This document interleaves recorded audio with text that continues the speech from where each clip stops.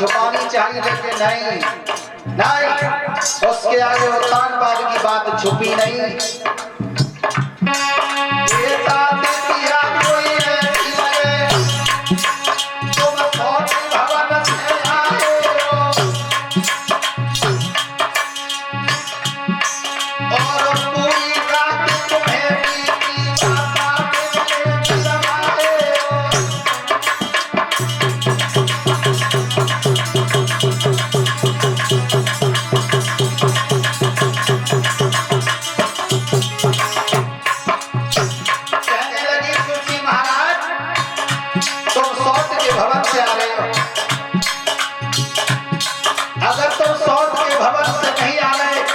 तुम्हारी बात तब सत्य मानूंगी,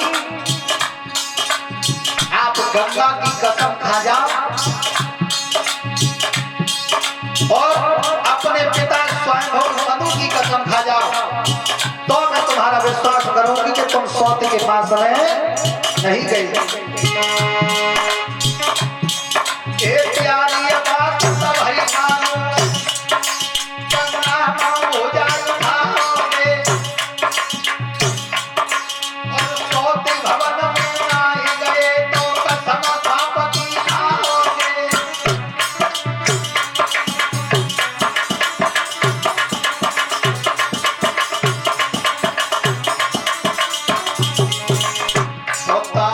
सोचने लगे मामला बिगड़ हो जाता, अब तो चोरी पकड़ गई, अब करें तो करें क्या। अगर हम कसम नहीं खाते हैं तो ये सुरची मानेगी नहीं, मानेगी नहीं।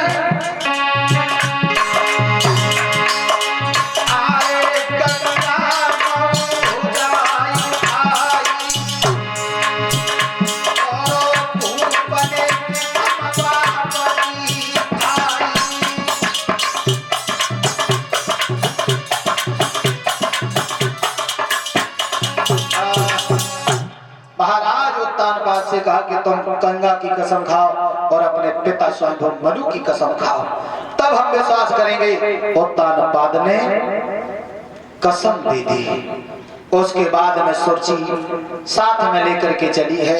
एक पहर जो रात्रि बची थी वो महारानी सुरची के साथ में बिताई। इस तरीका से महाराज उत्तानपाद के ही द्वारा दोनों पत्नियां गर्भ धारण करती हैं। धीरे धीरे समय गुजरता चला गया। सुनीति के गर्भ में भी एक बालक पल रहा है, इधर सुरची के गर्भ में भी बालक पल रहा है। सुरची की सेवा में बड़ी दास दासियां लगी हैं, लेकिन सुनीति के पास कोई नहीं है। पूरे दिन काम करती है, रात को भजन करती है। भक्तजनों, एक दिन सुरची को दासी के द्वारा खबर हुई कि तुम्हारी बड़ी रानी के भी गर्भ में बालक है। तो सुरची को शंका हो गई, सोचने लगी हो न हो उत्तानपाद का ही अंश है। महाराज को बुलाया और कहा, महाराज तुम ये कह रहे थे उस दिन, अपने बाप की कसम खा गए थे, गंगा की कसम खा गए थे,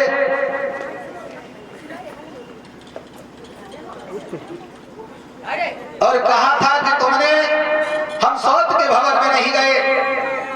लेकिन एक बात बताओ महाराज, बड़ी रानी सुनीति के गर्भ में बालक किसका है?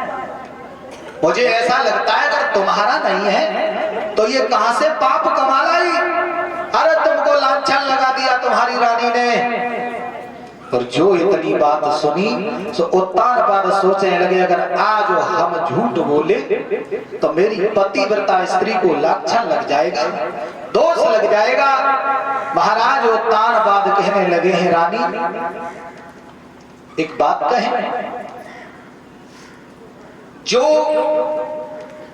सुनीति के गर्भ में बालक है वो बालक हमारा ही है। जिस दिन तुम चौराहे पर हमें मिली थी उस दिन हम जंगल से नहीं आ रहे थे, उस दिन हम रानी सुनीति के पास से ही आ रहे थे। सोची कहने लगी, तुमने ये बहुत गलत काम किया है, लेकिन कोई बात नहीं। महाराज इधर धीरे धीरे समय गुजर रहा है। सुनीति के गर्भ से एक बालक ने जन्म लिया। ऐसी घड़ी में वो पुत्र पैदा हुआ। कवियों ने तो यहाँ तक कल्पना की है, सभी माताएं बहनें बड़े प्रेम से बोले, आरी घड़ी में जायो लला मेरो, ऐसी घड़ी में जायो।